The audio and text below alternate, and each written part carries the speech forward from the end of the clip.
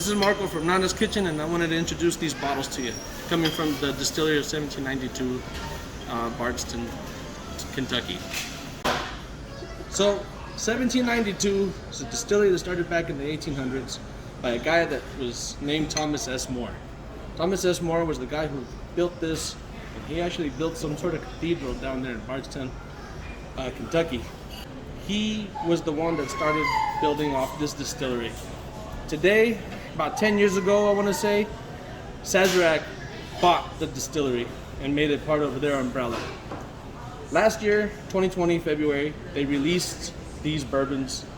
None of them came to Arizona. This is the first time they come to Arizona. They aged these bourbons for 5 years in American Virgin Oak barrels. Then they finish them off for 2 more years in the, where am I at here? This is the Cabernet, this is the Port, and then this is the Chardonnay. So 2 years on each one after they're aged for 5 years in their bourbon barrels. I believe they use this to make these. So this is aged for about 6, 7, maybe 8 years. They don't really tell you any specifics on what is aged for how long or what makes what. I'm assuming that because of the fact that this came out of the 1792 distillery, that this is what they're using. Not too clear on that, but these bourbons right here is an experiment, and they're a yearly release, and this is the first time they're in Arizona. So next February, I don't know what they might do with this, but Thomas S. More, this is to commemorate him for his accomplishments on building this for the Bardstown community, and they taste really good. They're 97.9 proof.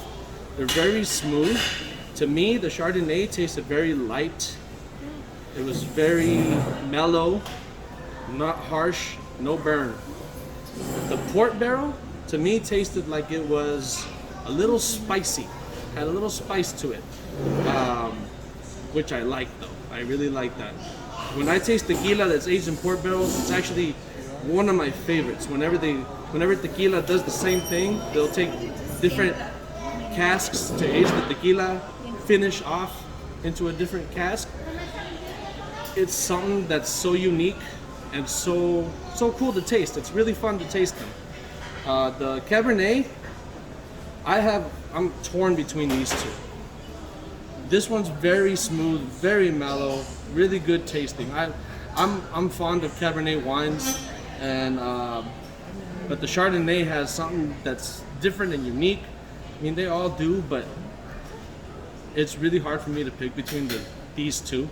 If I want something that has a little bit more spice, even though they're all the same proof, this one's a little spicier. Really cool bourbons. Come down to give them a try. They're $12 a pour, or $30 for the flight if you want to try the flight, and I'll do a nice pour for you.